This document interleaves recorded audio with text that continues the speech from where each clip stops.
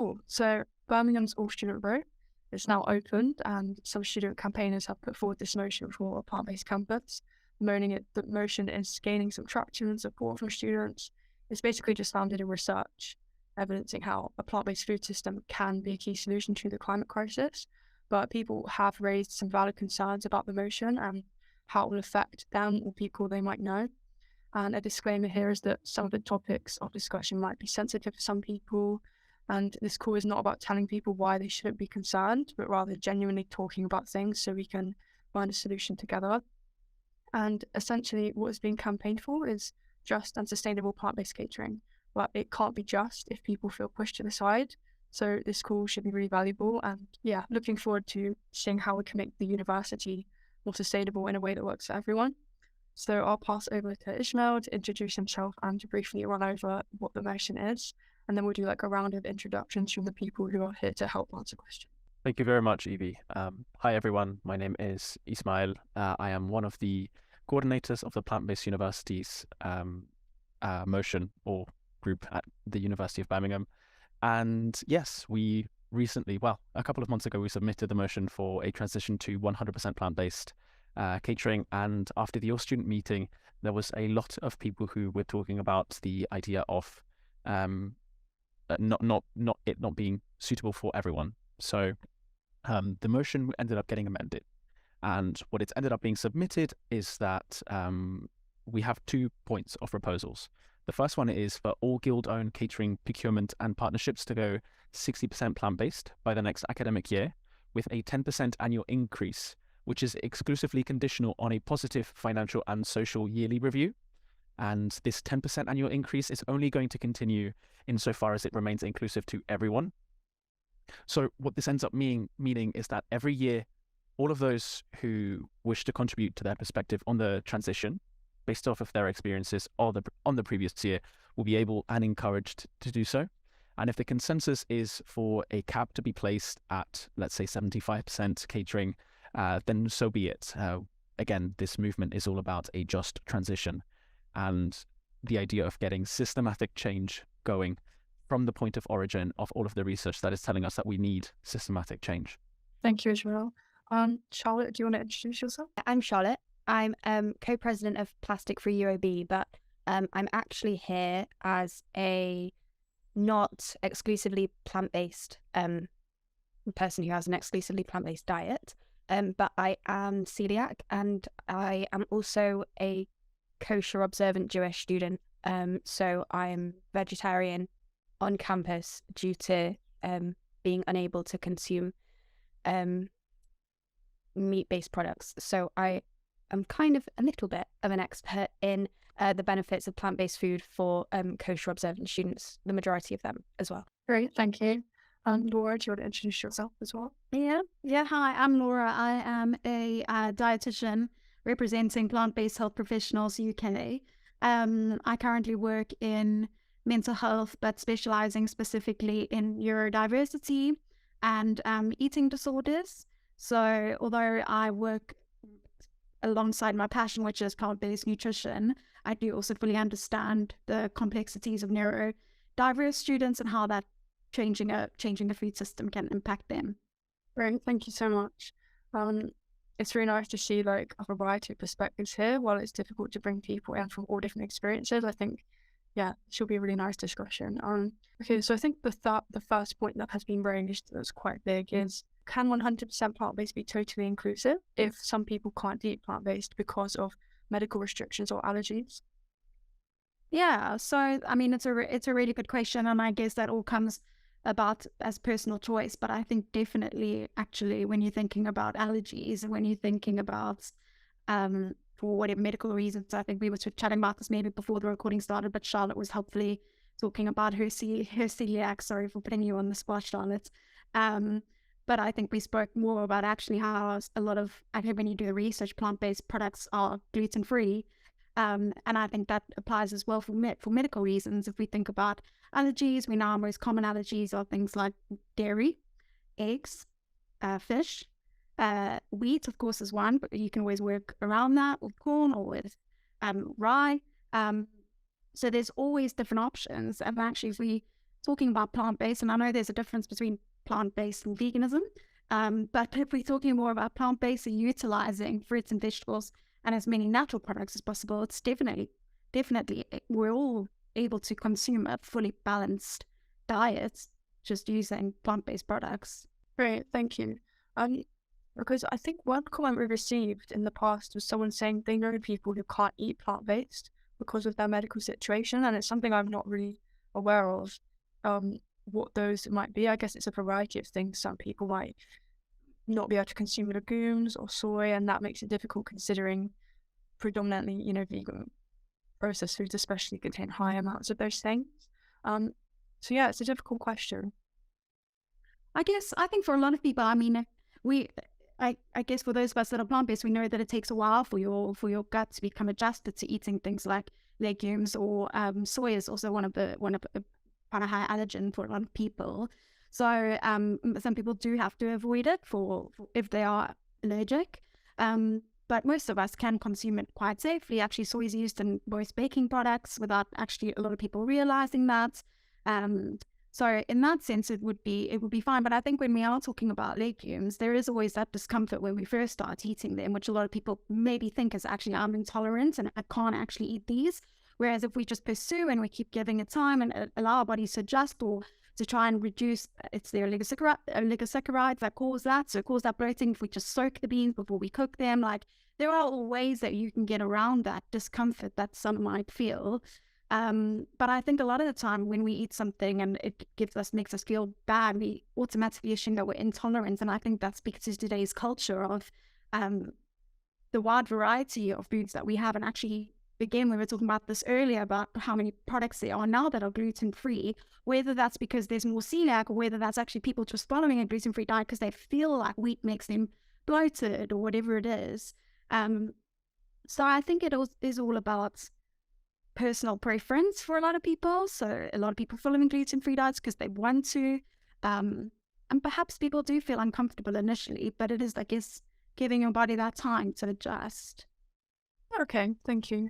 Yeah, I guess there's a lot to be said for, well, when you kind of transition towards plant-based food, more plant-based foods, trying new things and being open to that transition. But yeah, so there's something in that, and then also having the option for people who might actually be medically intolerant, where there's foods absent of those things, and having a combination of those.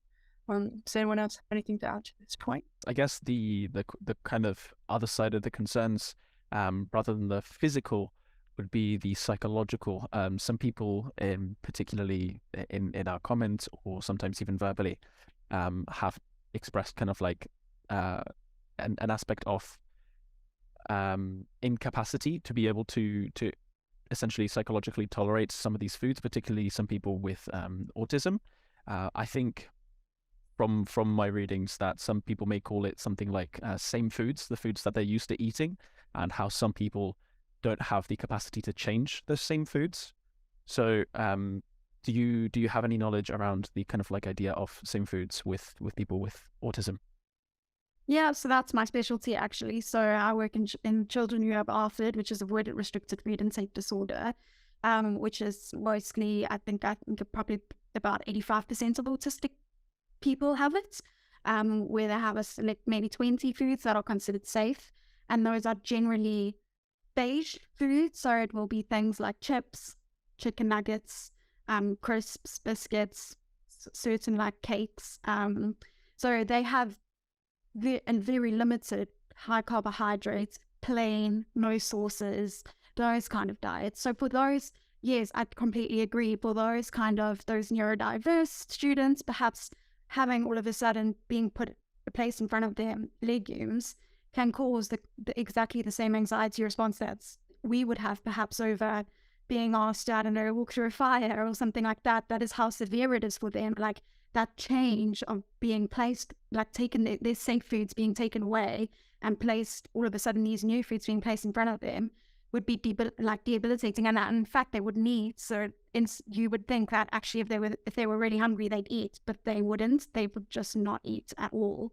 So we do have to be really cautious when dealing with this population group, extremely cautious in fact, and actually making sure that there is, and that's why I think Ismeal, you spoke about earlier, starting with 60% actually. And I think for this population group, that will be really important, because that transition, that slow change, that slow introduction of new foods is what's really important for that population group. You have to do it at a very slow rate, at a time that they feel comfortable with, because otherwise we just will never win.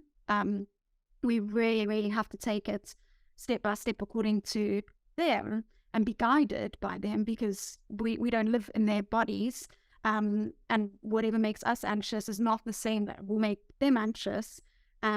So you are right, for those people, having, a plate of 5, all the different colors of the rainbow, for example, on a plate would be absolutely terrifying, whereas a beige plate would be a lot more comforting, of chicken nuggets and chips. And of course, again, we can do that in a vegan way, of like corn chicken nuggets or whatever and chips. But again, that's something that really has to be introduced very slowly over time. I know that's so interesting to think about in terms of the incremental transition, and in that incremental transition, very mindful to have foods that are safe for people with these sensory, considerations, like beige foods, like you say. Charlotte, do you have anything to add on this, in the sense of how you might see how a campus would work for you, like on-campus catering, in terms of being kosher and coeliac as well? Yeah, I think that, first of all, when we are, this might seem a little bit weird and a bit naive, but I think if there is a change that is happening that doesn't directly benefit me as an individual, sometimes it's actually easier to be able to notice the future benefits that you might experience. So, for example, if the campus catering teams begin to be able to understand what it means to have plant-based foods prepared in a plant-based environment, that would mean that, setting aside the coeliac element for a moment, but for kosher observant Jewish students who, it's a little bit difficult to explain like everything, but foods that are from animals, so eggs, dairy, meat, have a very specific way, and fish as well, need to be prepared in a very specific way. Every student who observes kashrut rules is completely different, but as a general rule of thumb, fruits and vegetables are just intrinsically kosher as long as they are efficiently checked for insects, which I think every plant-based or vegan person would also prefer, and as long as they are prepared in a plant-based environment. So for the perspective of Jewish students who do essentially have a plant-based diet on campus, if there are more options available to them, the university will just make more money from them compared to students who have to bring in foods from home because they don't feel that there's an option for them on campus. Again, that's not going to be a blanket statement for everyone. But for some, I think they would feel that benefit. And I also think in general, from the coeliac perspective, when groups or catering teams are able to understand the general requirements, things like making sure that there's no cross-contamination, that's only going to benefit me in future. Even if there isn't a gluten-free option in that specific kiosk right then and there, hopefully, fingers crossed, if there would be one in future, they would be equipped to ensure that there is no cross-contamination when it comes to wheat or barley or oat products. Because some people experience silent celiac, which is where they don't have any symptoms. My dad is like that actually, but and so he's not so afraid of may contain items.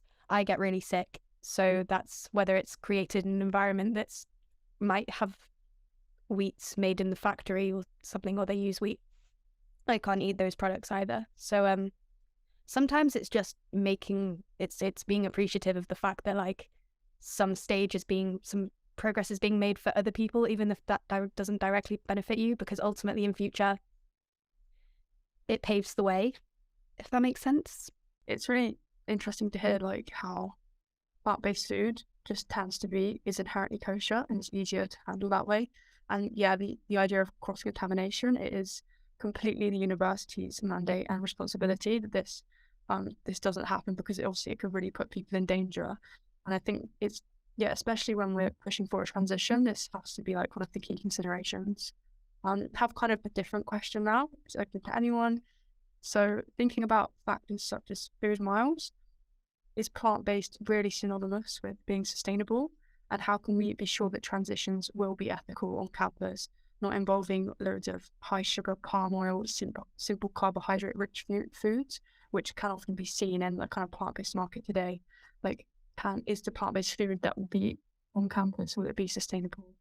Having read the kind of food procurement and sustainability policies at the University of Birmingham, there currently is quite a large emphasis in seasonality.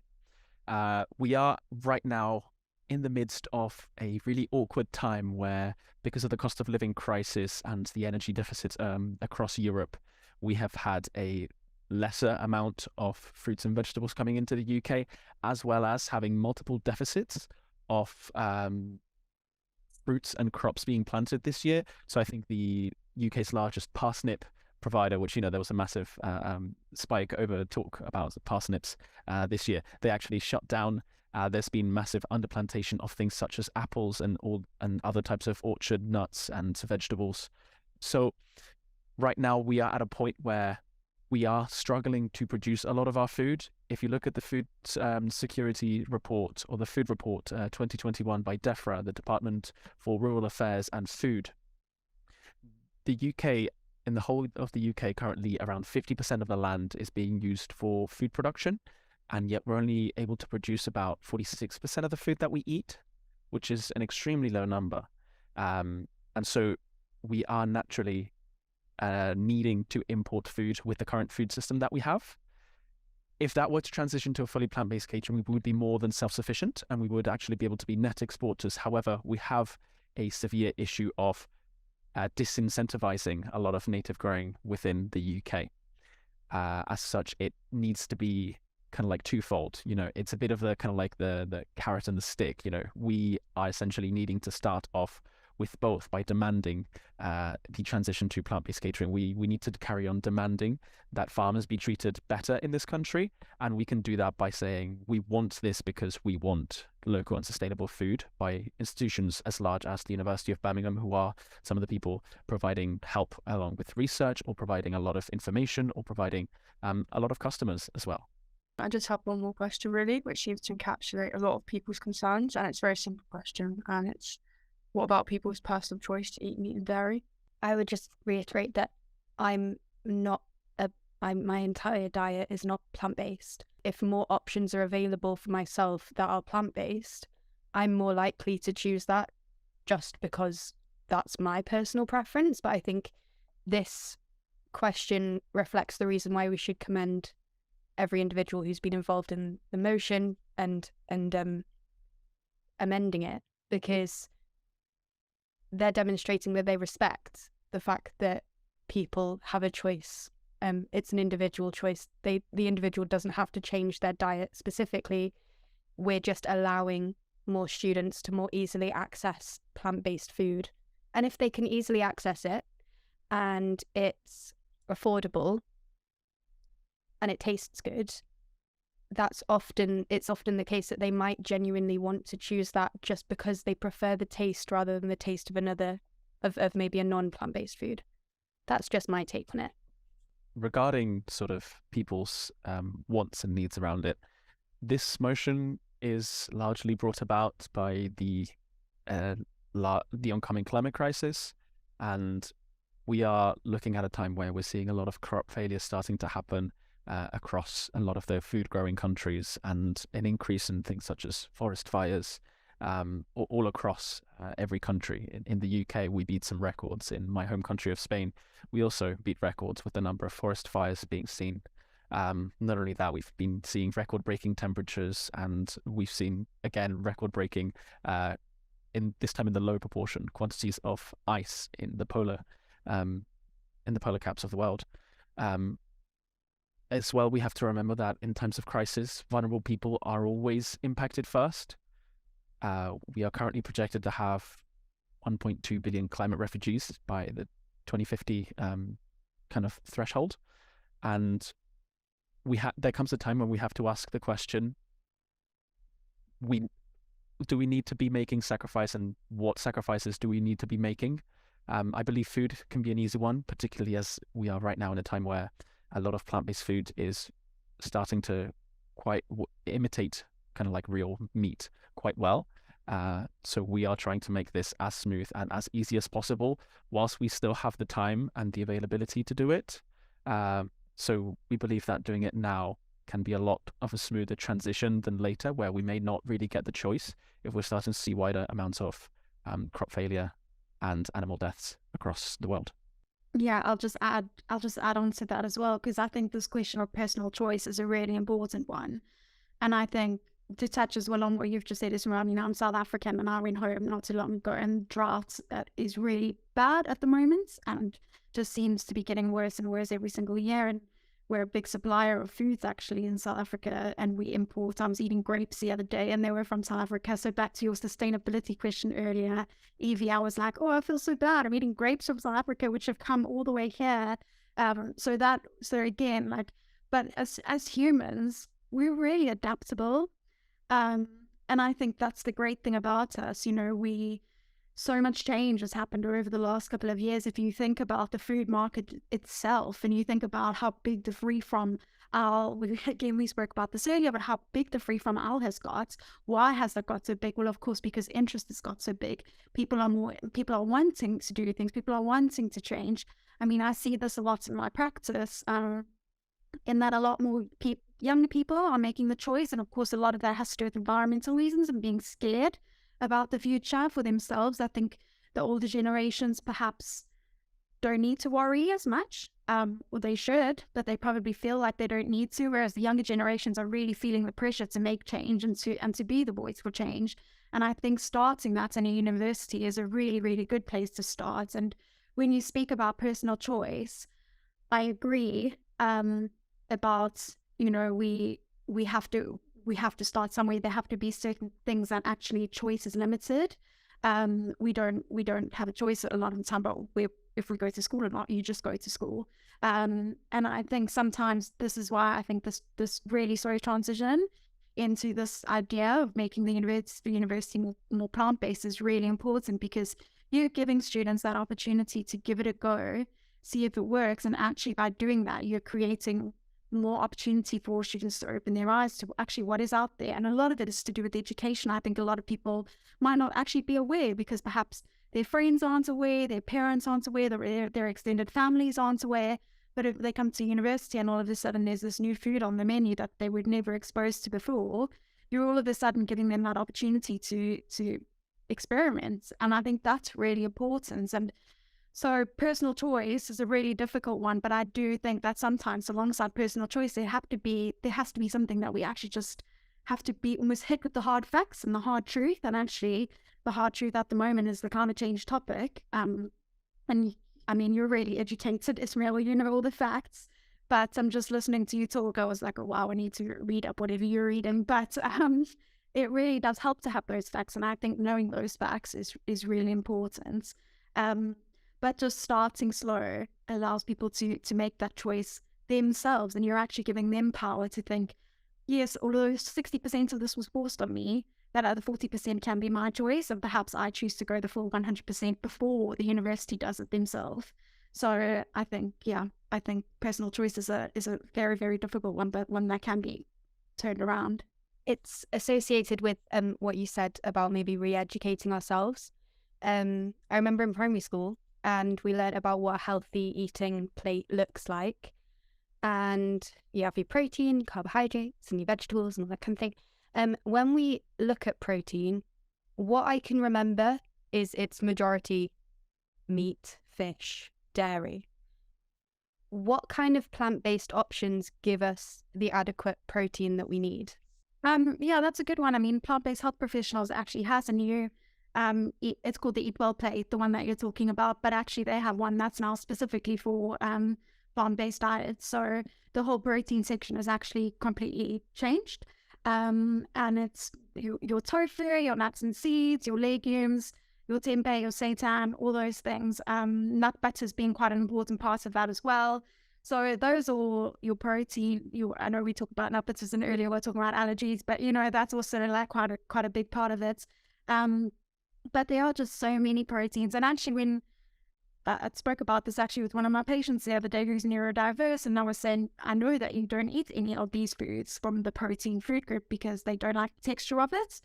So I was like, I know that's really difficult, but then we need to think about other foods that you can eat to get those foods. And I think as a society, we put so much emphasis on protein. We always think like, where do you get your protein from? How much protein are you getting? And I think sometimes that can be a negative thing, because we know if we are actually eating as much variety as possible and we're eating enough calories, we probably are going to be getting enough protein across the day in our diet. But making sure that variety is really important. And when we think about protein, what we're actually talking about is amino acids, which are the building blocks that make up the protein.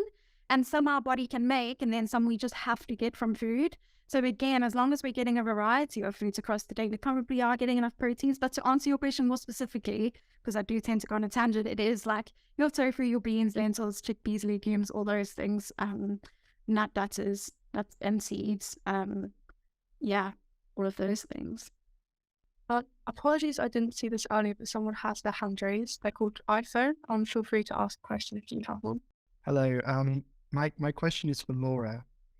If I understood you correctly, you said at the beginning that it's perfectly like nutritionally adequate for everyone to eat plant-based.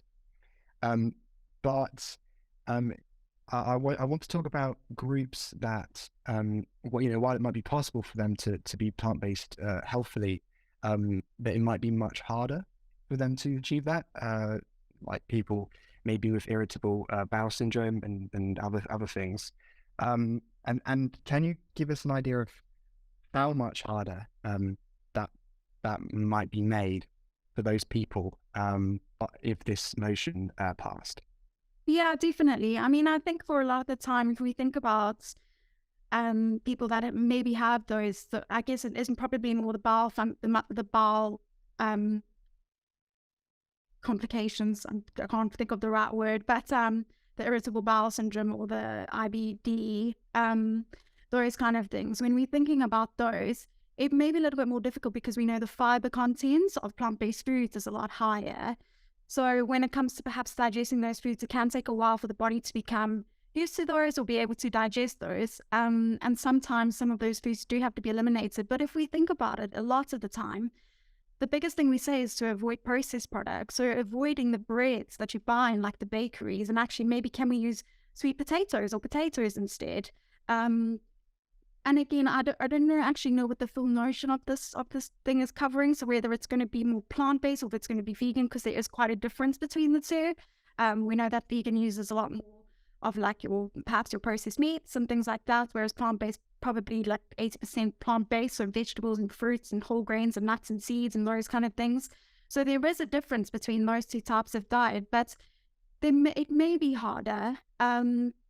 But again, it's not entirely impossible. I think in those cases, what could be beneficial for the university to have is a health advisor to say for those students who may be struggling, can we give you like 20 minutes with somebody who actually is educated on that, so we can guide you, how can you do this plant-based diet or follow this kind of eating in a way that won't give you a flare-up or won't make you feel uncomfortable, because of course that's the last thing we would want. But it is possible. It just would be a little bit harder. But I agree with you. It would be harder. It just needs careful planning. And the plant-based diet in general needs careful planning. In order for us to make sure we're doing it properly, that we're well nourished, that we're meeting all our requirements, it has to be well planned. And that goes for anyone, regardless of if you have IBS, if you're celiac, if you're following a kosher diet, whatever it is. We always have to make sure we plan it carefully. Yeah, cool. I think that's everything, guys. Thank you so much for this discussion. I actually learned a lot, and I hope this conversation can benefit other people. And we welcome, obviously, the continuation of this conversation via like our email or Instagram. And I think that's everything for now. Thank you so much, guys. Thank you. And thank you, Laura, for coming on tonight. No worries. Thanks, everyone. Thank you. Bye.